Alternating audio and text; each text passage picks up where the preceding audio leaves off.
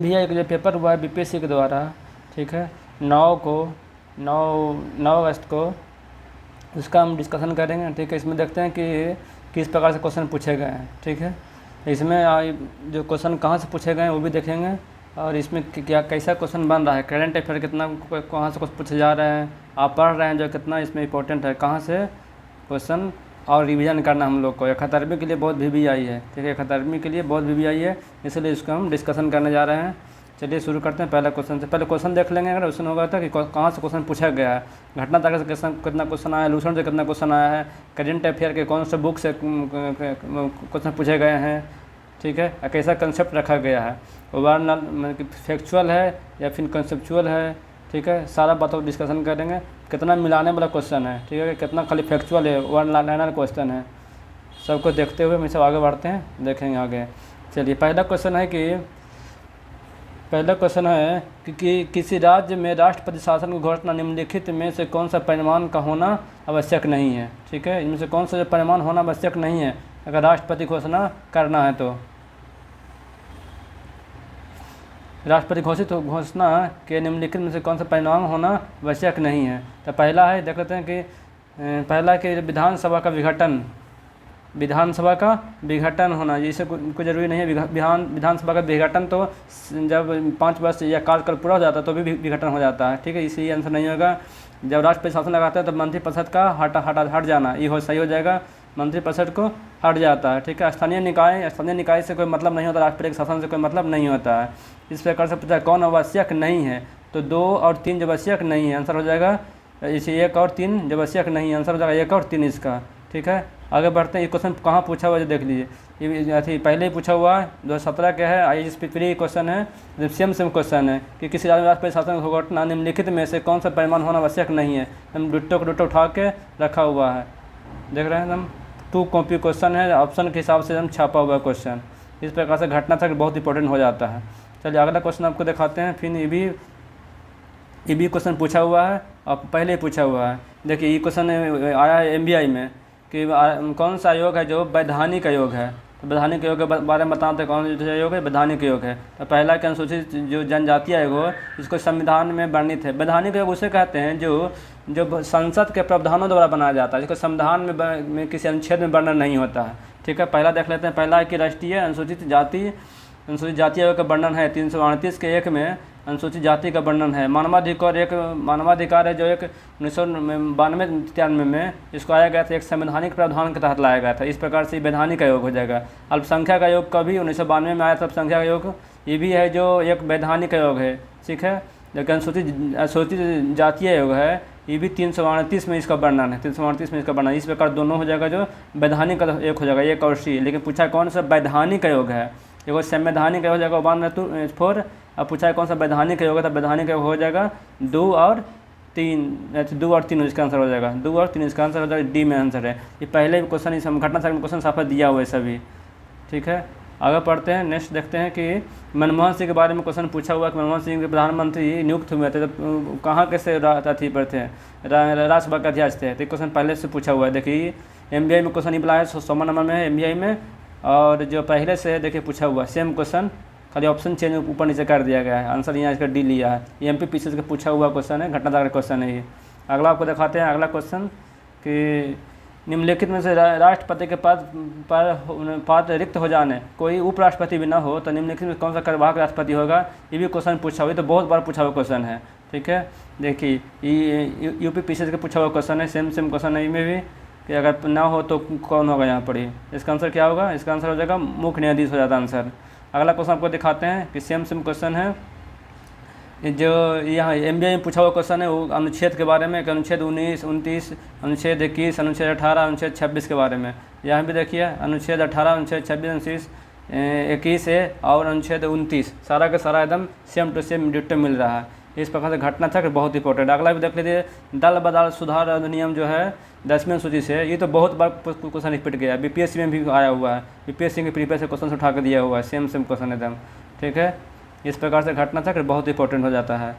अगला आपको दिखाते हैं कि फिर यहाँ पे अनुच्छेद है, अनुच्छेद 215, 222, 226 और 227, और घटना चक्र के में भी इस साफा इस प्रकार के बना के दिया हुआ है कि 215 किससे संबंधित है, तो न्यायाधीशों की एक 215 जो एक क्या है, एक दूसरे से हस्तांतरित करना, मिलाना था, तो आंसर गलत हो जाएगा, आंसर इसका यहाँ से मिलेगा। अच्छा, हम आगे मिलाएंगे सब सारा क्वेश्चन को पर दिखा रहे हैं, ठीक है। आगे चलते हैं, छठा क्वेश्चन भी देख लेते हैं। छठा क्वेश्चन भी जो कुछ पूछा कि निम्नलिखित में कौन सा उच्चतम न्यायालय के प्रारंभिक क्षेत्राधिकार में आता है, ठीक है, अधिकारता में आता है। तो ये भी क्वेश्चन पूछा हुआ है, घटना सागर क्वेश्चन है 2012 के आईएएस में पूछा हुआ क्वेश्चन है, इसको भी देखेंगे। इस प्रकार से बहुत सारे क्वेश्चन, लगभग 15-20 क्वेश्चन डायरेक्ट घटना सागर उठा के दिया हुआ है। इसका भी है, देखिए घटना सागर क्वेश्चन है, ठीक है, यहाँ भी घटना चक्र क्वेश्चन है, यहाँ भी देखिए ये भी घटना चक्र के क्वेश्चन है।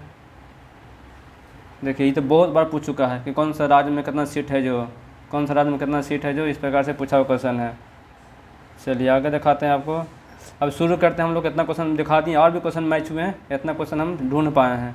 चलिए आगे चलते हैं, देखते हैं हमेशा क्वेश्चन एक से शुरू करते हैं कि किसी राज्य में राष्ट्रपति शासन की घोषणा निम्नलिखित में से कौन सा परिणाम की आवश्यक नहीं होना है, ठीक है, परिणाम का होना आवश्यक नहीं है।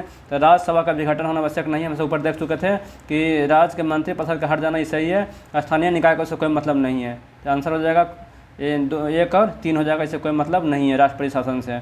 अगला है कि दूसरा क्वेश्चन है कि राज्य और उसके स्थानों, राज्यसभा में स्थानों का बंटन मिलाना है, ठीक है, कौन सा राज्य को कितना सीट स्थानांतरित किया गया। जो ऐसा क्वेश्चन को बनाने के लिए अगर आपको नहीं याद है तो याद होगा कि सबसे बड़ा कौन सा स्टेट है इसमें, तो सबसे बड़ा स्टेट इसमें कौन सा है, तो महाराष्ट्र। तो महाराष्ट्र में सबसे बड़ा हो जाएगा, महाराष्ट्र 19 तो 19 हो जाएगा, ऐसे ही बना सकते हो बहुत आसानी से, ठीक है। इस प्रकार से कौन हो जाएगा, एक के हो जाएगा, एक हो जाएगा, महाराष्ट्र यहाँ, तो महाराष्ट्र का एक के जो 19 है सबसे बड़ा हो जाएगा, ठीक है। उसके बाद तमिलनाडु हो जाएगा जाकर 18 को, तो इस पर लिख देंगे कि तमिलनाडु का हो जाएगा 4 और तमिलनाडु के 4 हो जाएगा, महाराष्ट्र का हो जाएगा 1 और छत्तीसगढ़ का हो जाएगा सबसे छोटा स्टेट यहाँ पर इस सब में से कौन सा, छत्तीसगढ़ है, तो छत्तीसगढ़ का हो जाएगा 5 यानी कि बी हो जाएगा, और पश्चिम बंगाल का हो जाएगा सी में 3 हो जाएगा, 16 यहाँ है।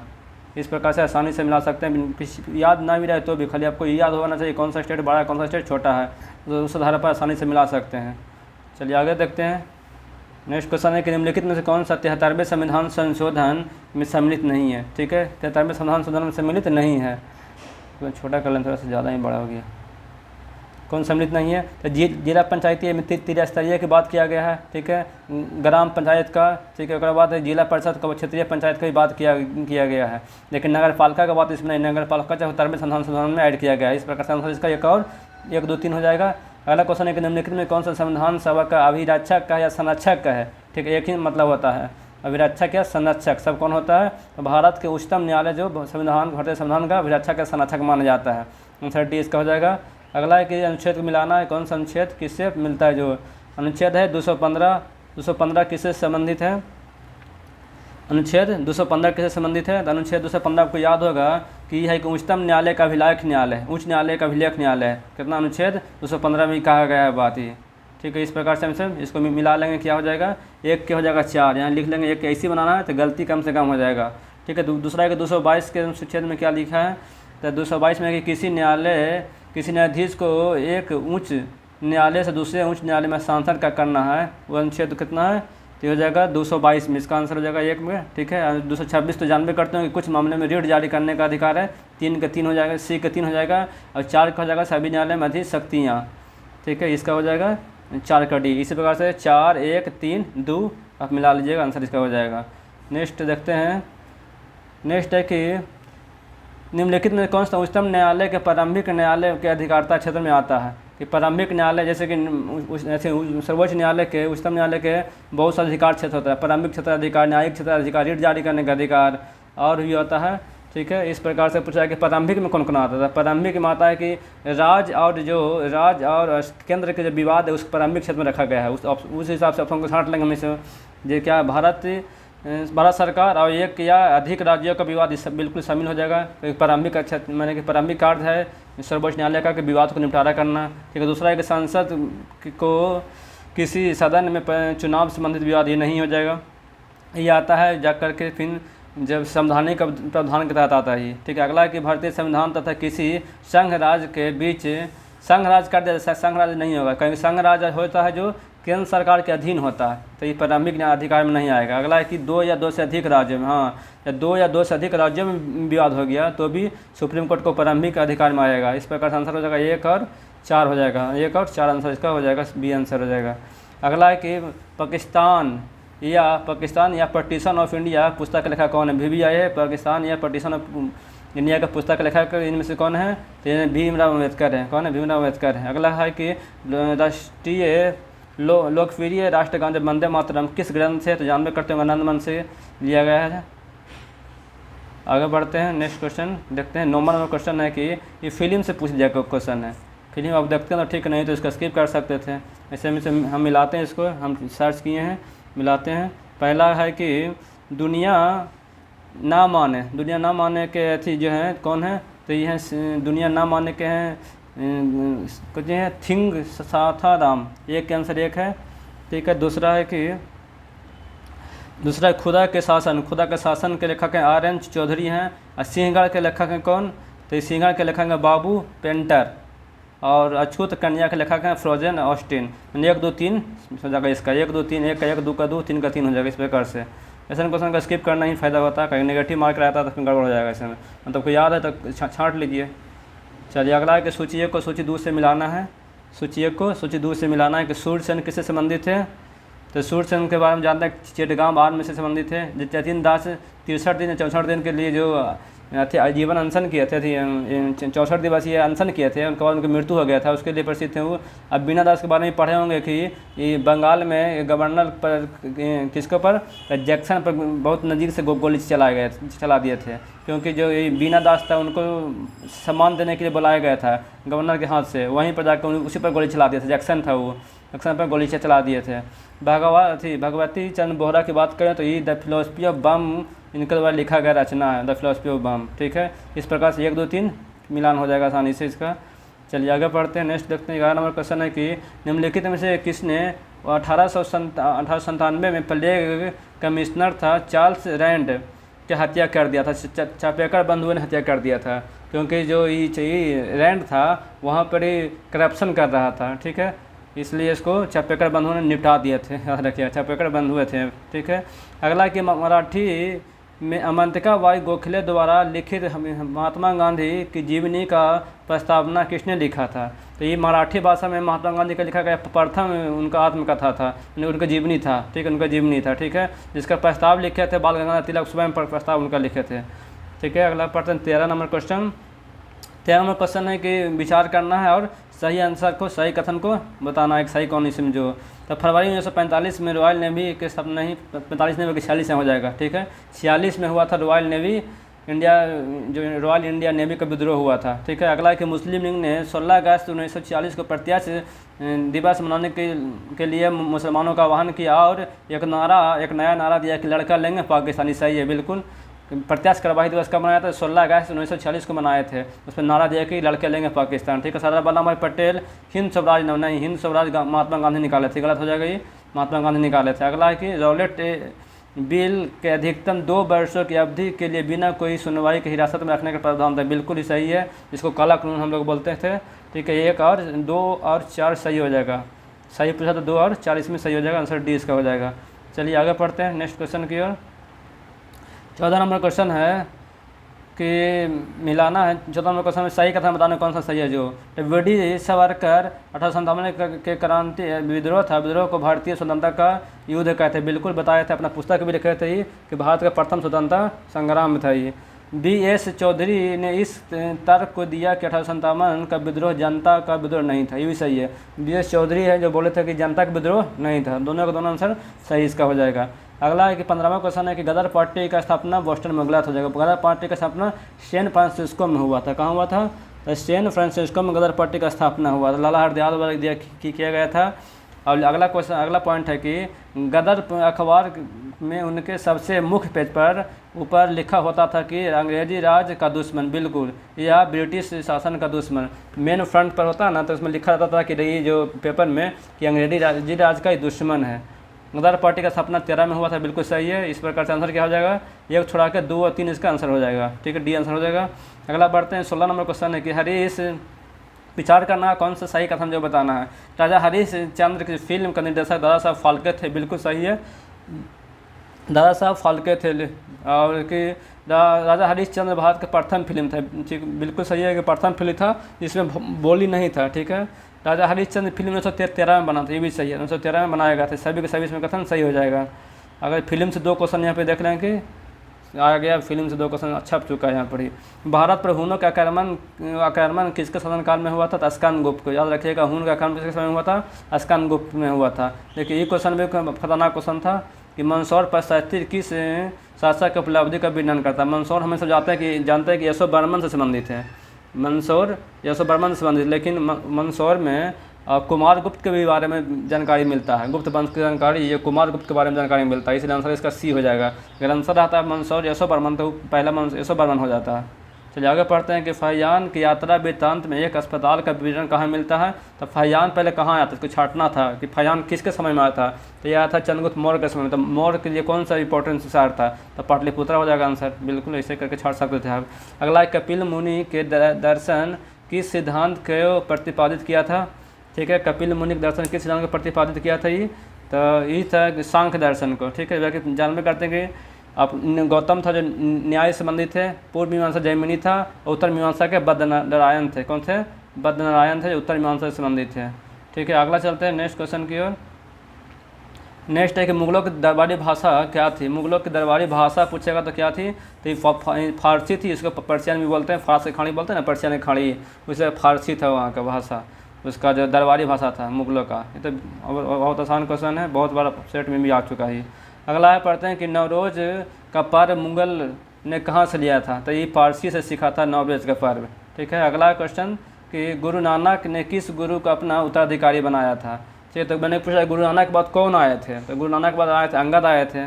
ठीक है, ऐसे याद रखने के ट्रिक ये है कि गुरु नानक अंगद अमर रहे, तो गुरु नानक हो जाएगा, फिर अंगद हो जाएगा, फिर अमरदास हो जाएगा। ठीक है, याद कर सकते हैं। अगला 24 नंबर है कि मुगल शासक को रंगीला बादशाह के नाम से जाना जाता है।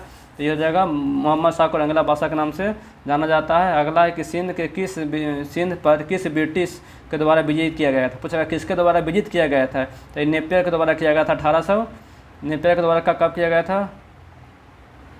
नेपियर के द्वारा किया गया था 1800 जाकर के 43 में किया गया था। उसमें पूछा गवर्नर जनरल कौन था भारत का? तो ये था एलन बरो था। नेपियर जब विजय किया था 1843 में इसको सिंध को, तो उसमें गवर्नर जनरल था एलन बरो था भारत का गवर्नर जनरल।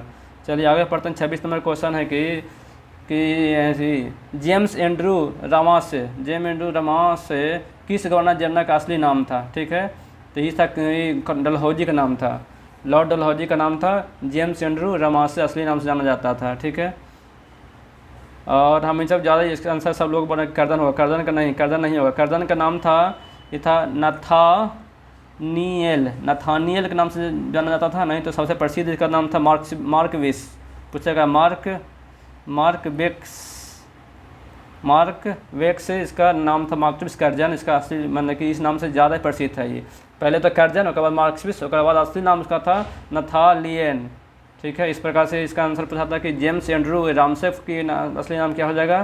तो हो जाएगा डलहौजी हो जाएगा। चलिए अगला क्वेश्चन के जाते हैं। अगला क्वेश्चन से है 27 नंबर की, निम्नलिखित में से कौन सा सही सुमिलित नहीं है? तो ये बताना है जो घास के मैदान है कौन सा सही से सुमिलित नहीं है जो। तो पहला था कि कंबोज बिल्कुल कहाँ ब्राज़ील में पड़ता है, लानोस वेनेजुएला में पड़ता है। और ग्रीन चाको है जो उत्तरी अर्जेंटीना में पड़ता है, ये भी सही है। वेल्ड है जो कहाँ हो जाएगा? वेल्ड हो जाएगा जो हो जाएगा दक्षिण अफ्रीका में हो जाएगा, साउथ अफ्रीका में हो जाएगा। ऑस्ट्रेलिया में डॉन्स होता है, इसलिए डी आंसर गलत इसका हो जाएगा। अगला बढ़ते हैं कि निम्नलिखित में से मिलाना है कि निम्नलिखित में कौन सा कथन सही नहीं है, इसमें चुनना है कौन सा कथन सही नहीं है जो। ठीक है, कौन सा कथन सही नहीं, इसको चुनना है। तो पहला है कि भूमध्य रेखा अफ्रीका के लगभग 2 बराबर भागों में बांटता है, बिल्कुल लगभग बीच से गुजरता है भूमध्य रेखा 0 डिग्री। और पेंटागोनिया बहुत कम वनस्पति वाला एक ठंडा मरुस्थल है, बिल्कुल पेंटागोनिया एक ठंडा मरुस्थल है, ये भी सही है।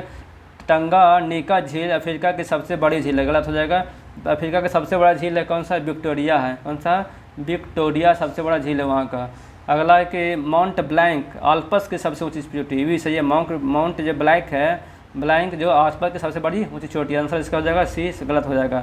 चलिए वो वनस्पति दिया हुआ है और देश दिया हुआ है, जनजाति दिया हुआ है और देश दिया हुआ है, इसको मिलाना है। इसको मिलाने के लिए सबसे पहले अंक लिखे देंगे, सामने लिख देंगे। जैसे कि देखिए यहाँ पे पूछा 1 2 3 मैं देश से पूछा कौन सा देश से मिलता है जो, तो इसको कैसे बनाएंगे बताते हैं आपको। अर्जेंटीना में कौन सा जनजाति पाया जाता है? अर्जेंटीना में हो जाएगा यहाँ पे टोबा, आंसर में टोबा। तो लिख देंगे कि 1 का B हो जाएगा अब बंगाल में पाया जाता है चकमा जनजाति, तो यहाँ लिख देंगे सी हो जाएगा। और न्यूजीलैंड में होता है मौर्य जनजाति, तो यहाँ पे लिख देंगे डी। और म्यांमार में कौन सा हो जाता है, म्यांमार में पाता है चीन जनजाति, तो जगह 1। इस प्रकार से आंसर बी सी डी है, बी सी डी है करके सही मार लेंगे। ऐसे गलती का चांस कम जाएगा, तो इधर उधर मिलाने में ऐसे करने में बहुत गड़बड़ हो जाता है, गलती का चांस बढ़ जाता है। आगे बढ़ते हैं कि 30 नंबर क्वेश्चन है कि निम्नलिखित में कौन सा एक सही सुमेलित, इसमें से कौन सा सही बताना सुमेलित नहीं है जो बताना है।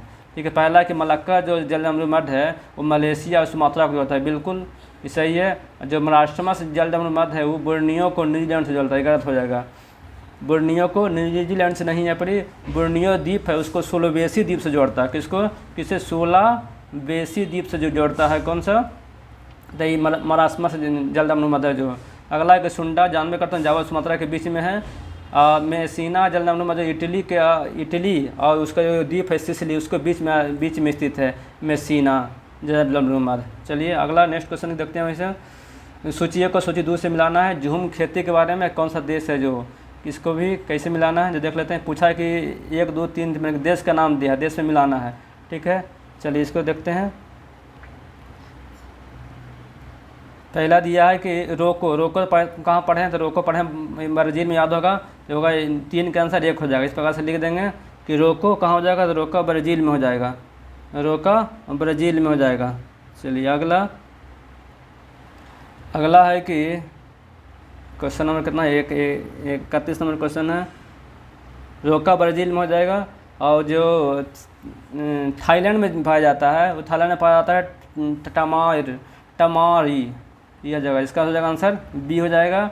और जो अगला है वेनेजुएला में पाया जाता है, उसका बताएं कानू को पाया जाता है वेनेजुएला में। और मलेशिया में लेडोंग पाया जाता है, इसे लादांग भी बोलते हैं या लेडोंग यहाँ पे लिखा है। आंसर हो जाएगा इसका डी। इस प्रकार से आंसर हो जाएगा कि बी सी ए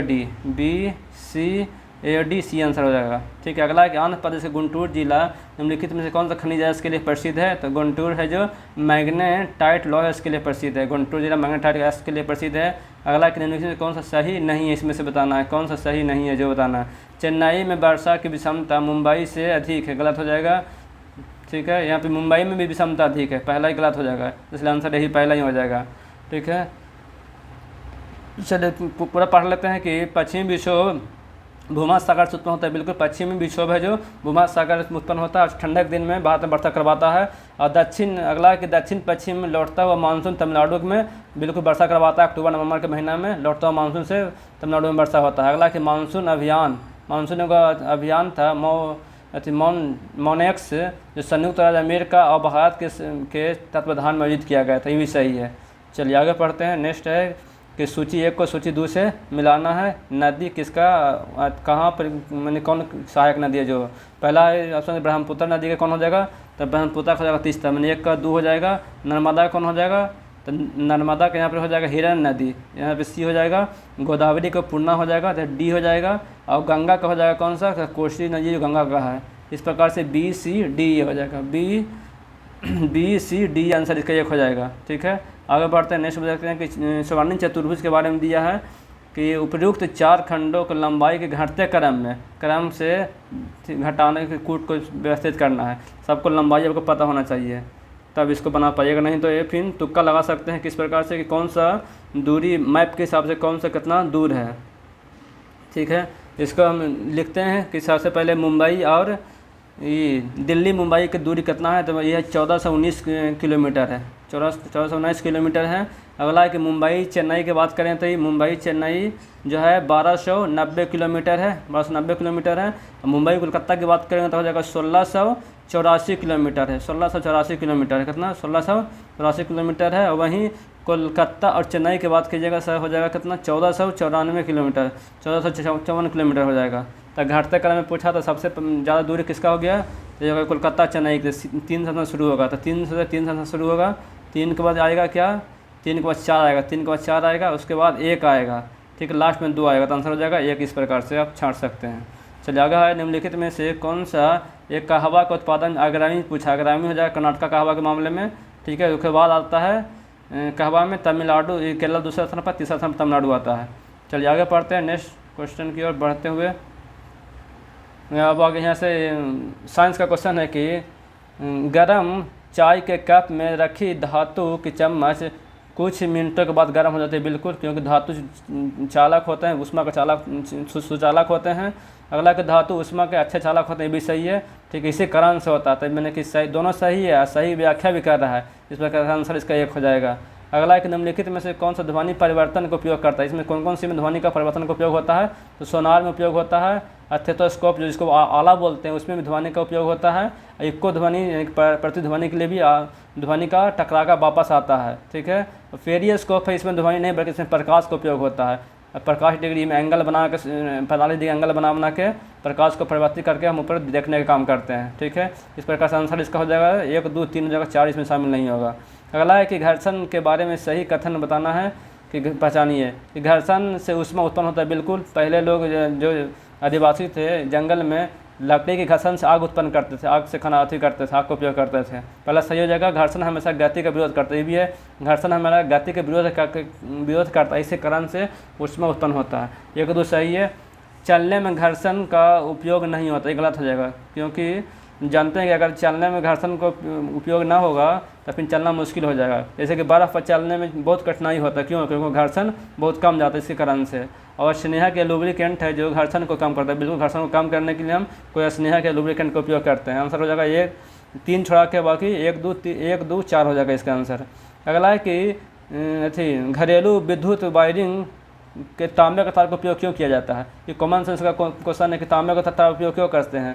तो तांबा सस्ता होता है, नहीं, तांबा तो सस्ता नहीं होता, इसलिए गलत हो जाएगा ये। हालांकि तांबा कम प्रतिरोध देता है और अच्छा चालक होता है। बिल्कुल, तांबा कम प्रतिरोध देता है और अच्छा चालक होता है, इसी कारण से।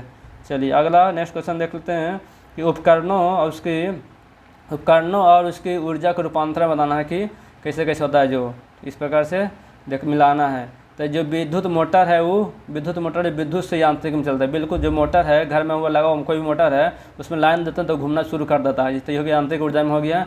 अब विद्युत बल्ब है तो यही विद्युत देते हैं, उसमें तो प्रकाश देता है, ऊष्मा देता है, दोनों देता है। अब प्रकाश सही हो जाएगा। अगला कि जो सौर पैनल है जो प्रकाश में रखते हैं तो विद्युत उत्पन्न करता है, विद्युत देता है हमें। वही माइक्रोफोन है, जो माइक्रोफोन जो माइक होता है उसमें ध्वनि खींचता है, वो ध्वनि खींच के विद्युत में चेंज कर देता है। इस प्रकार से आंसर हो जाएगा 1, 2, 3 सभी सेम मिलाया हुआ सही है। ठीक है, सर्दियों में यदि शीशे की खिड़कियां को अचानक गर्म किया जाए तो क्यों टूट जाता है? ठीक है, शीशा का वो गुण होता है कि वो जल्दी माने कि फैलता नहीं है, जल्दी सिकुड़ता है, वो अपना स्थिति को बनाए रखना है। जैसे आप सर्दी में शीशा सिकुड़ा हुआ आप उसको गर्म कीजिएगा तो फैलेगा, उस कारण से उसमें जो असमान विस्तार हो जाता है, जैसे शीशा में तनाव उत्पन्न होता है, फूट जाता है। आंसर इसका हो जाएगा बी आंसर हो जाएगा। निम्नलिखित में से कौन सा विद्युत चुम्बकीय तरंग नहीं है? तो विद्युत चुम्बकीय तरंग याद रख लीजिए, हमेशा क्वेश्चन में आता ही है।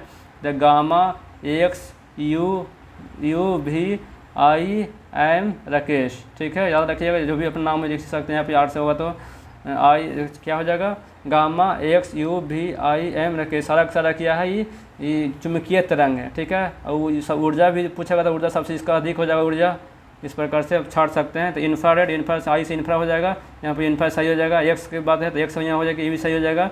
ध्वनि तरंग कहीं पर नहीं है, इसीलिए ध्वनि तरंग नहीं होगा। एम से माइक्रोवेव हो जाएगा, इसे सही हो जाएगा। इस प्रकार से पूछा है कि चुम्बकीय तरंग नहीं है तो सी इसका आंसर हो जाएगा, चुम्बकीय तरंग नहीं है ये। चलिए यहाँ पे रीजनिंग के टाइप से साइंस पूछ दिया गया है कि ध्वनि से कंपन उत्पन्न होता है। ठीक, कंपन उत्पन्न होता है तो विद्युत से क्या होता है, तो विद्युत में इलेक्ट्रॉनों का प्रवाह होता है। बिल्कुल आंसर हो जाएगा, इसका 1 हो जाएगा। नेक्स्ट क्वेश्चन है, कथन और कारक मिलाना है कि एक व्यक्ति कोने के पीछे आवाज़ सुनाई देता है लेकिन उसे वह दिख नहीं सकता है। बिल्कुल सही है कि हम गेट बंद भी कर देते हैं तो भी गेट के जो बाहर व्यक्ति खड़ा रहते हैं तो वो आवाज़ कुछ न कुछ सुनते हो। ठीक है, अगला कि प्रकाश तरंग ध्वनि तरंग की तुलना में ध्वनि तरंग की तुलना में बाधाओं को चारों ओर अधिक आसानी से मोड़ सकता है। ठीक है, बहुत आसानी से मोड़ सकता है। प्रकाश तरंग है जो ध्वनि तरंग की तुलना में बाधाओं को आसानी से मोड़ सकता है। ठीक है, तो आंसर इसका क्या होगा, प्रकाश तरंग मोड़ सकता है। तो प्रकाश में वो ध्रुवन का गुण होता है, जब इसे होता है तो टकराता है तो आसानी से मुड़ जाता है। ठीक है, हमको ये गलत लग रहा है क्योंकि यहाँ पे गलत हो जाएगा, आंसर सिर्फ हो जाएगा कौन, इसका आंसर हो जाएगा कि एक सही है पर आर गलत है। आंसर इसका ही होना चाहिए। आप बताइए क्या, आप लोग बताइए क्या इसका आंसर होगा जो, ठीक है। लेकिन आंसर कुछ लोग बता रहे हैं कि आंसर ये दोनों सही हो जाएगा, उससे सही व्याख्या भी करता है, लेकिन नहीं है। पूछ रहा है क्वेश्चन, देखिए क्या पूछा है, फिर से पढ़ते हैं कि प्रकाश तरंग है जो ध्वनि तरंग की तुलना में बाधाओं को चारों ओर आसानी से मोड़ सकता है, ठीक है, बाधाओं को आसानी से मोड़ सकता है, ठीक है। लेकिन ये भी पढ़ा है कि प्रकाश में एक गुण होता है कि जब बाधा है तो टकराकर फैल जाता है, जैसे ध्रुवण की घटना जो प्रकाश में सिर्फ पाया जाता है। ये भी सही है, इस हिसाब से आंसर इसका एक होना चाहिए, ठीक है। चलिए आगे पढ़ते हैं, इसका आंसर चेक करके बताइएगा, आप लोग कमेंट कर दीजिएगा नीचे। निम्नलिखित में से कौन सा कारक है जो अंतरिक्ष यान में अंतरिक्ष यात्रियों को भारहीनता दिखाने की सबसे सही व्याख्या करता है? तो वहाँ पे गुरुत्वाकर्षण नहीं होना। क्या हो जाना? गुरुत्वाकर्षण। अंतरिक्ष में गुरुत्वाकर्षण नहीं होता, इसी कारण से वहाँ पे अंतरिक्ष में कुछ सब भारहीनता महसूस होता है। जैसे कि देखे होंगे शुभांशु शुक्ला के माइक रख के भी बोल रहे थे, कहा कि वहाँ पर नीचे गुरुत्वाकर्षण नहीं है, ये कान से खींच नहीं रहा था कोई नीचे। अगला कि निम्नलिखित में कौन एक सजातीय से मिश्रण नहीं है? सजातीय मिश्रण मतलब होता है कि उसमें समान अनुपात में, ठीक है, या समान मिश्रण हो। जैसे कि पीतल में तांबा और जो जस्ता है उसका समान मिश्रण होता है, ठीक है। लेकिन धुआं है इसमें समान नहीं होता है, धुआं है कि धुआं में असमान मिश्रण होता है, ठीक है। कहीं ज़्यादा किसमें ऐसा है, किसमें कम ऐसे है।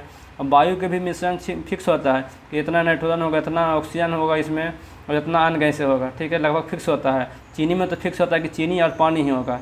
इस प्रकार से आंसर पूछा है कि कौन नहीं है इसमें, तो धुआं है जो सजातीय नहीं, वो विजातीय में आ जाएगा, ठीक है। अगला क्वेश्चन है कि RNA में कौन सा भस्म या क्षार होता है जो DNA में नहीं होता है? जो DNA में नहीं होता था, तो याद रखिएगा DNA में होता है AGTC, यहाँ से सॉरी AG हो गया TC, AGTC होता है जो किसमें पाया जाता है?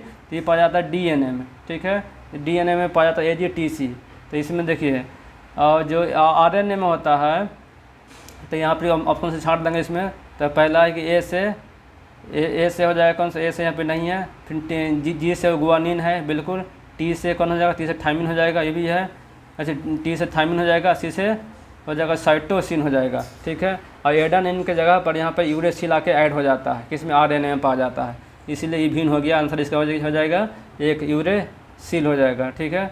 अगला पढ़ते हैं नेक्स्ट क्वेश्चन में कि निम्नलिखित में से कौन सा सही मिलान नहीं है? पहला है कि टमाटर में कौन सा अम्ल पाया जाता है? फॉर्मिक अम्ल नहीं, फॉर्मिक अम्ल चींटी में पाया जाता है, इसलिए गलत हो जाएगा।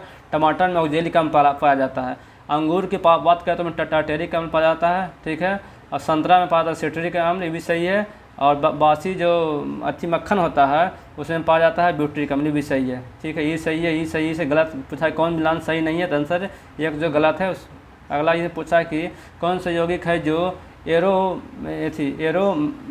एरोमेटिक्स है? एरोमेटिक्स क्या होता है पहले ही जान लीजिए, तो इसको आसानी से छांट लीजिएगा, ठीक है। ये एरोमेटिक्स मैंने वो होता है जो बेंजीन के समान रासायनिक गुण प्रदर्शन करता हो, उसे एरोमेटिक कहता है। एरोमेटिक हमेशा बंद संरचना में होता है, बंद संरचना में होता है, ठीक है। एम्फेविक बोलेगा तो खुला होता है, लेकिन एरोमेटिक होता है जो हमेशा बंद संरचना में होता है, ठीक है। इससे संबंध में पूछा था कि एगो हलक के नियम किससे संबंधित है? तो वो है एरोमेटिक से संबंधित है, हलक का नियम, ठीक है। और ठीक है, इसी प्रकार से होता है कि पूछा इसमें कौन एरोमेटिक है जो, तो छाँटने के लिए हो जाएगा इसमें कि जो C6H6 में से पढ़ते हैं जो आता है कि इसमें एरोमेटिक में आता है, इसका आंसर सी हो जाएगा। अन्य उदाहरण भी पूछता है, जैसे कि बेंजीन भी एक एरोमेटिक है, सबसे प्रसिद्ध है बेंजीन है जो एक एरोमेटिक है, बेंजीन हो गया।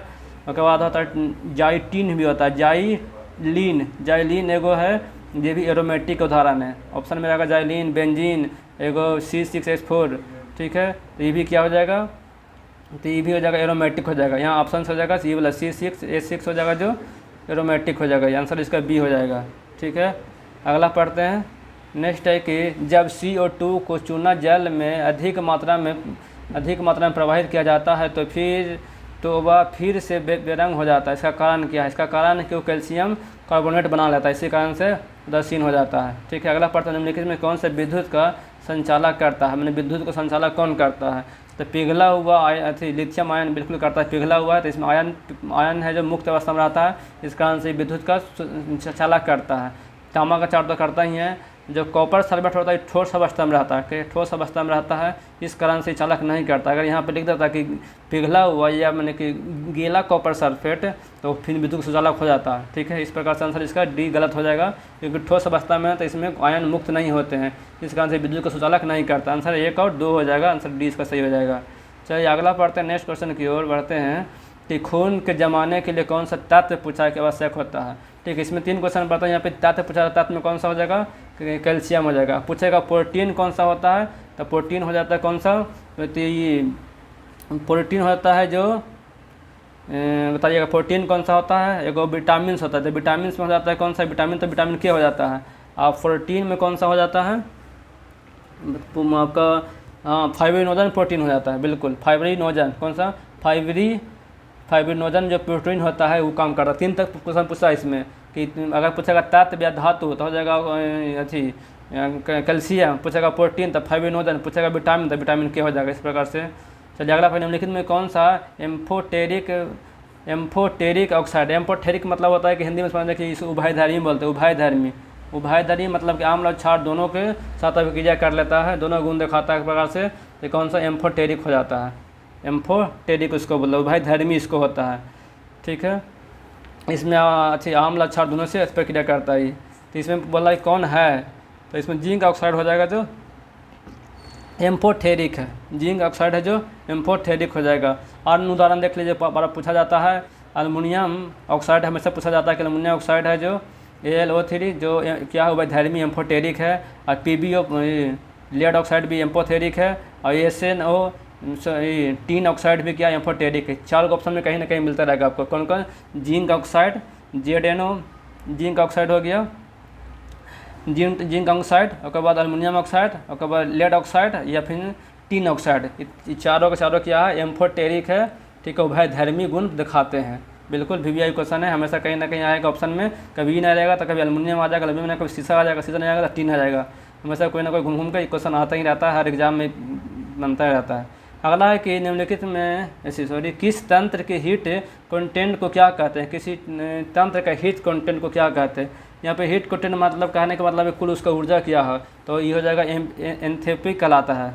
क्या कहलाता है, तो एंथैल्पी मतलब होता है कुल ऊर्जा। ठीक है, कुल ऊर्जा का कितना है वो एंथैल्पी होता है, कुल एंथैल्पी होता है। एगो होता है एंट्रोपी, एंट्रोपी मतलब कितना ऊर्जा का ह्रास होता है, या बिखराव कितना ऊर्जा हो जाता है, बिखराव को दिखाता है कौन, एंट्रोपी दिखाता है बिखराव को। अब पूछेगा एंथैल्पी हो जाता है कुल उसमें हो जाएगा एंथैल्पी, और जो एंट्रोपी है जो बिखराव को दिखाता है कितना उसमें ह्रास होता है। जो कुल ऊर्जा के मतलब हो गया कि एंथैल्पी को मेथ से सूचित करते हैं, तो यहाँ पे हो जाएगा P+V होता है। U मन हो गया आंतरिक ऊर्जा, और P से हो गया प्रेशर, P से हो गया आयतन, सब मिला के क्या एंथैल्पी ऊर्जा टोटल निकलता है। इस प्रकार से आंसर हो जाएगा। ये बहुत VVI है, याद रखिएगा, कन्फ्यूज नहीं होना है। एगो है एंथैल्पी, एगो है एंट्रोपी। एंथैल्पी होता है कुल ऊर्जा होता है, एंट्रोपी होता है जो बिखराव या फिर ह्रास की ऊर्जा होता है जो दिखाता है एंट्रोपी। चलिए अगला है कि बासिंग सोडा का रासायनिक नाम क्या है, तो जानबे करता हूँ सोडियम कार्बोनेट होता है, बासिंग सोडा का रासायनिक नाम होता है। बाकी रीजनिंग है, रीजनिंग छोड़ देते हैं, रीजनिंग तो बना ही लीजिएगा, आसानी से रीजनिंग दिया है, कुछ है जो रीजनिंग में अच्छा खासा पूछा गया। अगला है कि यहाँ से शुरू करते हैं, करेंट अफेयर आ जाता है।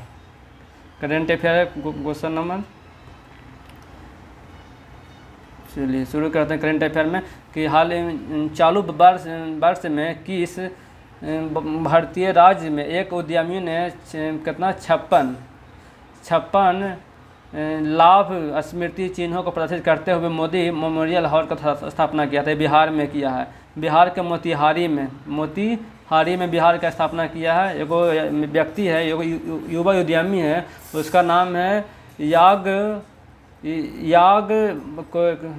उसका नाम क्या है बताते हैं हम, यमुना सकारिया यमुना पढ़ा हुआ था ये क्वेश्चन। यमुना कहाँ, सिकारिया है, यमुना सिकारिया, जो बिहार में मोदी जी के 56 जो वस्तुएं हैं उसको जमा कर लिया, एगो मेमोरियल बना दिया, उसका नाम दिया है मोदी मेमेंटो संग्रहालय मेमोरियल। कहाँ, मोतिहारी में बनाया। कौन बनाया है, तो यमुना सिकारिया बनाया है। क्वेश्चन फिर से बन सकता है ये। अगला है कि मई 2025 में किस भारतीय राज्य को अपनी अंतर्राष्ट्रीय क्रेता विक्रेता बैठक का मेजबानी किया था, अंतर्राष्ट्रीय क्रेता विक्रेता का बैठक किया था, तो ये बिहार किया था। ये जो संबंधित है खाद्य एवं प्रसंस्करण मंत्रालय से संबंधित है, ठीक है। इसमें से विदेशी जो व्यापारी है उसको बुलाया गया था, ठीक है। इसका अध्यक्षता चिराग पासवान के थे। ये पटना में आयोजित हुआ था, क्या, अंतर्राष्ट्रीय क्रेता विक्रेता बैठक, ठीक है, मई में हुआ था। इसमें हुआ था, कब हुआ था, तो ये 19-20 मई को आयोजित हुआ था पटना में। आगे बढ़ते हैं कि वित्तीय वर्ष 2024-25 में प्रधानमंत्री सूक्ष्म खाद्य प्रसंस्करण उद्यम औपचारिकीकरण, इसको बोलते हैं PMFMI योजना के कार्यान्वयन में कौन सा राज्य शीर्ष पर रहा था। तो सूक्ष्म जो खाद्य प्रसंस्करण में भारत में बिहार सबसे ऊपर रहा था। इस प्रकार से आंसर इसका एक हो जाएगा। तीन क्वेश्चन लगातार बिहार से पूछे हुए था।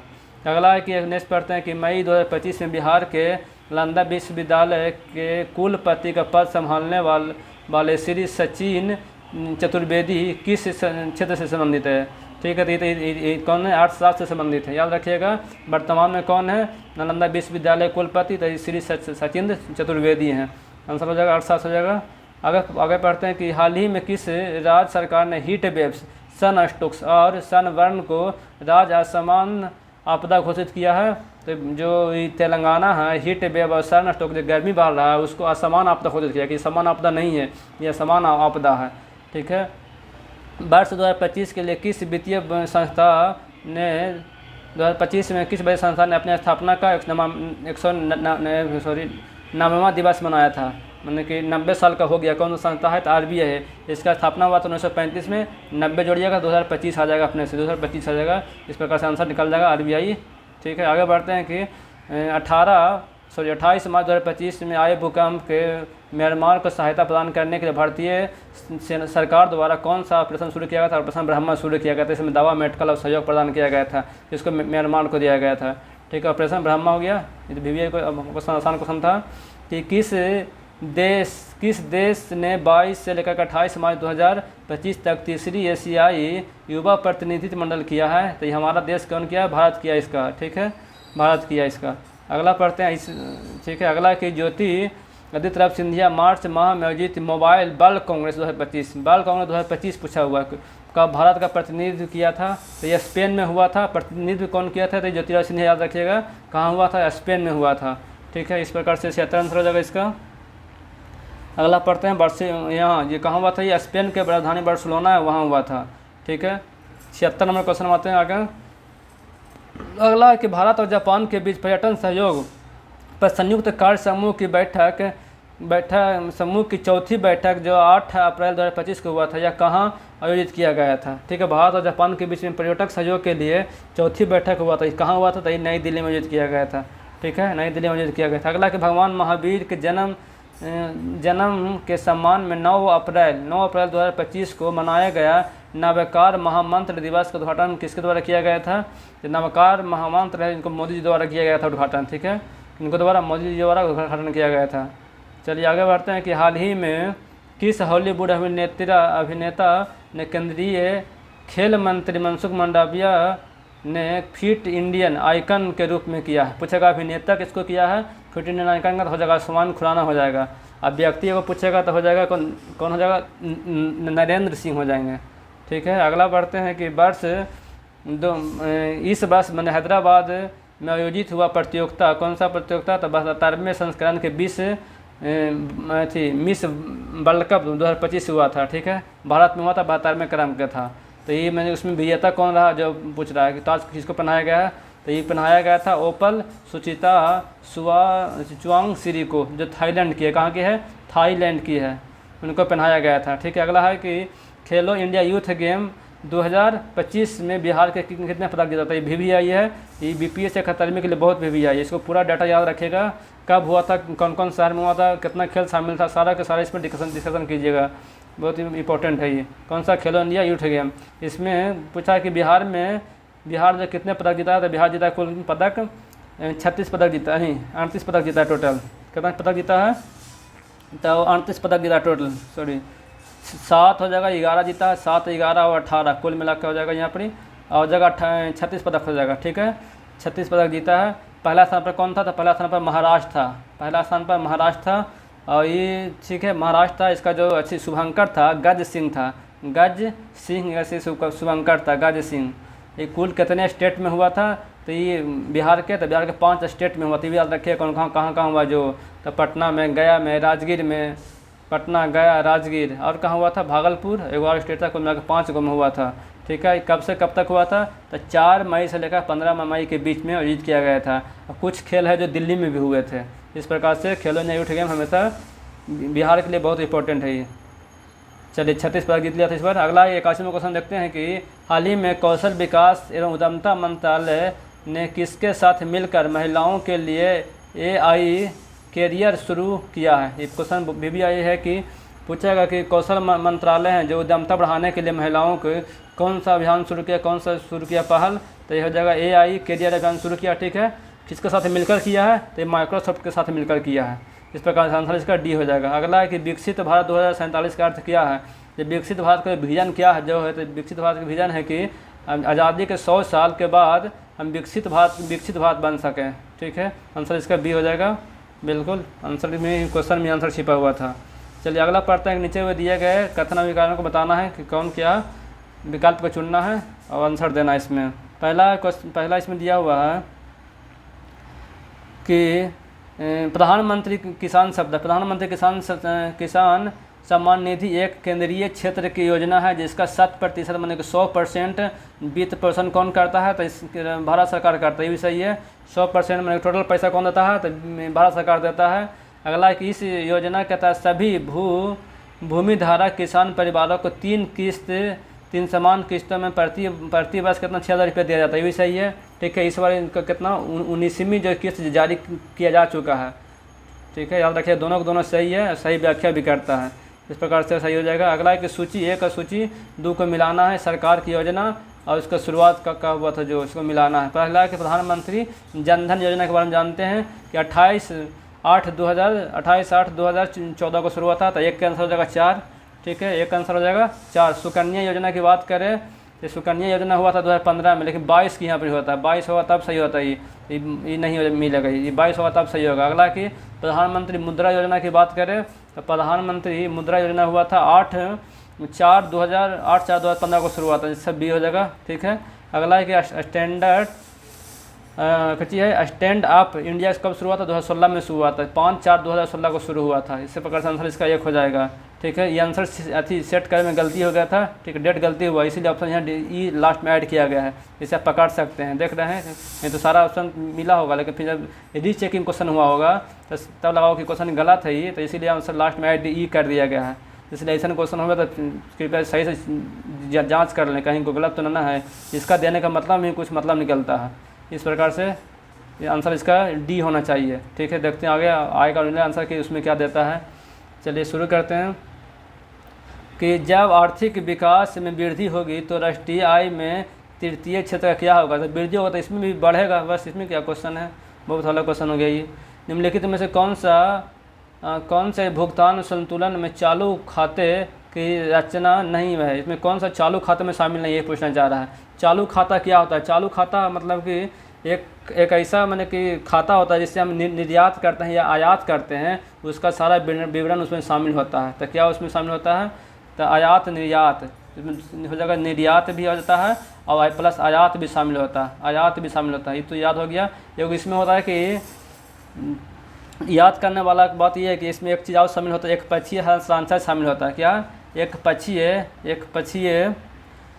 पक्षीय हस्तांतरण शामिल होता है। जैसे कि कोई कंपनी है तो किसी को उपहार दे दिया, ठीक है, उपहार हो गया जो, या फिर अनुदान हो गया। ठीक है, इस प्रकार भी शामिल होता है कि इसमें ही चालू खाता में शामिल होता है।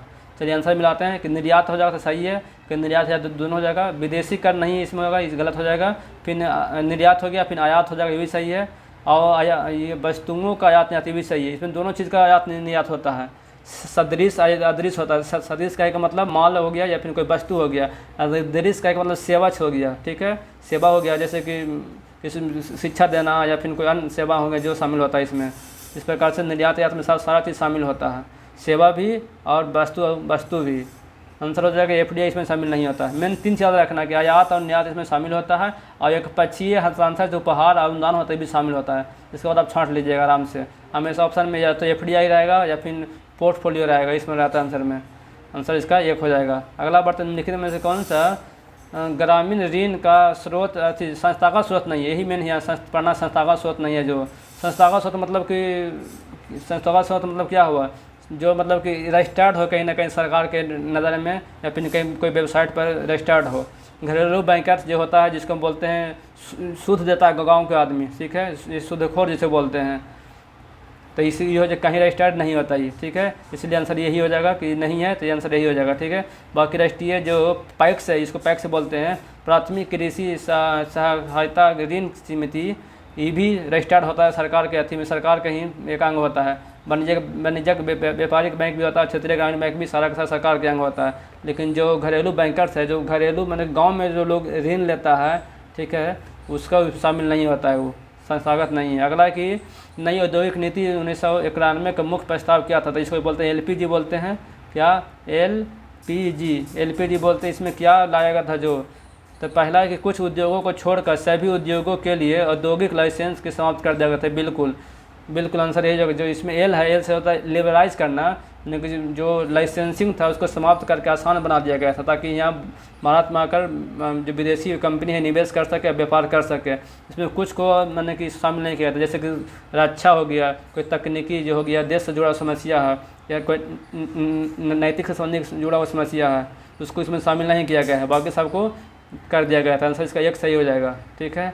अगला बढ़ते हैं कि 1990 नंबर क्वेश्चन है, इसे याद करने वाला था कि 89वां क्वेश्चन है कि 2004 से 2024 के बीच में शुल्क योग्य वस्तुओं पर आयात औसत पर शुल्क दर में कमी आई है कितना, तो ये 48.9 से घटा करके 17.3 कर दिया गया है, ठीक है। शुल्क क्या है, जितना जो है 2 से 2024 के बीच में शुल्क योग्य वस्तुओं पर आयात पर शुल्क दर कितना कमी हो गया है, तो 49 से घट करके 17.3 हो गया है। इस प्रकार से आगे 2024 में विदेशी मुद्रा भंडार में भारत का रैंकिंग क्या था, तो 2024 में चौथा था। अभी भी अगर 2025 के आर्थिक सर्वेक्षण से देखिएगा तो इसमें चौथा स्थान पर ही हैं, ठीक है। और कुल कितना है, तो $660 बिलियन US डॉलर है जो हमारे पास स्टोर है अभी, ठीक है।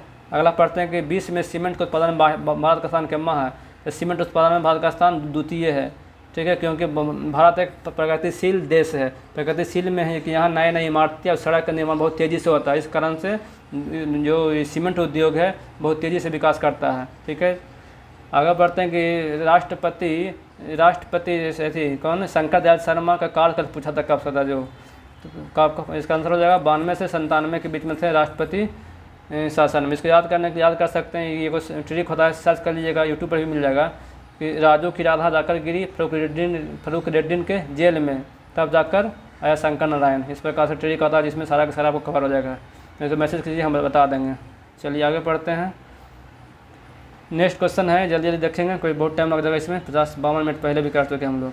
अगला कि निम्नलिखित में से कौन सा अनुच्छेद है जो 362 के तहत संविधान संशोधन के बारे में सही नहीं है। जो 362 में क्या क्या प्रावधान किया गया संशोधन के बारे में, उसको मतलब चेक करते हैं। पहला है कि कोई विधायक को संसद में किसी भी सदन में प्रस्तुत किया जा सकता है, बिल्कुल किसी विधायक में मतलब किसी भी जो सदन है उसमें प्रस्तुत किया जा सकता है। हालांकि सदन के मध्य असहमति हो जाने पर संयुक्त बैठक बुला जाती नहीं। जो अनुच्छेद 362 है उसमें अगर उसको पास करना है तो लोकसभा और राज्यसभा से अलग अलग पास करना होगा, उसके लिए आप संयुक्त बैठक का प्रावधान नहीं कर सकते हैं, इसलिए आंसर बी गलत हो जाएगा, यही गलत हो जाएगा, ठीक है। अगला पढ़ते हैं नेक्स्ट क्वेश्चन की ओर कि सूची को मिलाना है। चलिए इसको भी मिलाते हैं कि राज्य निर्वाचन आयोग बताना है संघ व राज्य क्षेत्र के अधीन सेवाएं, पंचायती राज, उसके बाद है केंद्रीय स्तर के पर न्यायिक व्यवस्था, क्या किसका क्या आंसर होगा जो। चलिए देखते हैं। पहला है कि निर्वाचन व्यवस्था की चर्चा कहाँ किया गया है, 324 से 329 हो जाएगा, 1 के 3 हो जाएगा। अगला है कि संघ एवं राज्य सेवाओं के अधीन सेवा, तो ये हो जाएगा कहाँ में, तो ये हो जाएगा 308 से लेकर 323 के बीच में, जो भाग 14 में है उसी के बारे में बात किया, 308 से 323 के बाद हो जाएगा, तो इसका 1 बी के 4 हो जाएगा। पंचायत हो जाएगा 243 से लेकर 243 ओ तक हो जाएगा, तो सी के 1 हो जाएगा। और केंद्रीय स्तर पर न्यायिक व्यवस्था की बात करता है तो हो जाएगा कौन सा, 124 से लेकर के 147 तक भी होता है, जिसमें सारा कौन सुप्रीम कोर्ट के बारे में वर्णन किया गया है। आंसर 2 हो जाएगा इसका, नहीं कि 3 4 1 2, 3 4 1 2 आंसर 1 हो जाएगा सही इसका। चलिए आगे देखते हैं कि भारतीय संविधान की 10वीं अनुसूची के बारे में जानते होंगे, दल बदल से संबंधित है, बिल्कुल आसान क्वेश्चन है। आगे बढ़ते हैं कि भारत के राष्ट्रपति द्वारा लिखित कौन सी नियुक्ति वारंट के तहत उसके हस्ताक्षर व मुहर के साथ होता है। मैंने पूछा कि कौन सा है जो राष्ट्रपति के द्वारा नियुक्त किए जाते हैं, ठीक है, राष्ट्रपति द्वारा नियुक्त किए जाते हैं, मुहर लगाए जाते हैं उनके द्वारा। तो सर्वोच्च न्यायालय के न्यायाधीश हो गए, ठीक है, राज्यपाल हो गए, उसके बाद यूपीएससी के अध्यक्ष हो गए, संघ लोक सेवा के अध्यक्ष हो गए, और भारत के महान्यायवादी। सारा का सारा आंसर सही हो जाएगा यहाँ पर ही। चलिए आगे पढ़ते हैं कि निम्नलिखित में कौन सा योग वैधानिक निकाय है। देखिए वैधानिक निकाय पूछा है, ठीक है। वैधानिक निकाय का मतलब होता है कि जो संविधान के प्रावधानों द्वारा, संविधान नहीं बल्कि संसद के प्रावधानों द्वारा बनाया गया हो, जो संविधान द्वारा बनाया हुआ, संविधान में वर्णित किया गया हो, उसे संवैधानिक आयोग बोलते हैं। इस प्रकार से मिलाते हैं कि राष्ट्रीय अनुसूचित जनजाति आयोग ये 338 में है, 338 के 1 में है। जो मानवाधिकार है वो बनाया गया था 1992 का अधिनियम से पारित हुआ था, संविधान में इसका वर्णन नहीं है। अल्पसंख्यक आयोग है, इसका भी 1992 में आया था, ये भी एक संवैधानिक आयोग है, संविधान के प्रावधानों द्वारा बनाया गया था, ठीक है। अगला राष्ट्रीय अनुसूचित जातीय आयोग है, जो इसका अनुच्छेद 338 में वर्णित है, इसलिए ही संवैधानिक आयोग हो जाएगा। पूछा है वैधानिक आयोग, तो आंसर हो जाएगा 2 और 3, सिर्फ 2 और 3 आंसर 4 इसका हो जाएगा। चलिए अगला देख लेते हैं। अगला क्वेश्चन नंबर है 98 नंबर को सूची 1 को सूची 2 से मिलाना है, अनुच्छेद है, इसको मिलाना है। चलिए मिलाते हैं कि उपाधियों का अंत कितना, तो अनुच्छेद 18 हो जाएगा, सी हो जाएगा, 1 का सी हो जाएगा। और धार्मिक मामलों के प्रबंधन की स्वतंत्रता किसमें है, तो यह अनुच्छेद 26 हो जाएगा, 4 हो जाएगा, बी का 4 हो जाएगा। भाषाई अल्पसंख्यक संरक्षक अनुच्छेद 29 के तहत हो जाएगा, तब बी 1 के आंसर, सी का आंसर ये हो जाएगा। और शिक्षक का अधिकार है जो अनुच्छेद 21 के 1 हो जाएगा, तो डी का आंसर 2 हो जाएगा। इस प्रकार से 3 4 1 2, 3 4 1 2 कहाँ मिला दीजिएगा, 3 4 1 2, 3 4 1 2 डी में आंसर है। इस प्रकार से डी हो जाएगा। 99 नंबर क्वेश्चन है कि यदि भारत के राष्ट्रपति का पद रिक्त हो जाए, कोई उपराष्ट्रपति भी ना हो, तब निम्नलिखित में कौन सा कार्यवाहक राष्ट्रपति बन सकता है, तो ये कौन बन सकता है, तो ये बन सकता है भारत के मुख्य न्यायाधीश बन चुका है, ऐसा हो चुका है। कब कौन बने थे, तो हिदायतुल्लाह बने थे, ठीक है। अगला पढ़ते हैं कि लास्ट क्वेश्चन है कि डॉक्टर मनमोहन सिंह जो अम्बेडकर जब भारत के प्रधानमंत्री नियुक्त किए गए थे, तब वह कहाँ के राज्यसभा के यानी कि लोकसभा के सदस्य थे, तो वो असम के राज्यसभा के सदस्य थे, ठीक है, असम के राज्यसभा के सदस्य थे। इस प्रकार से ख़त्म हो गया, 100 को 100 कर लिए। अगर अच्छा लगा हो तो बिल्कुल शेयर करें, लाइक करें। Thank you.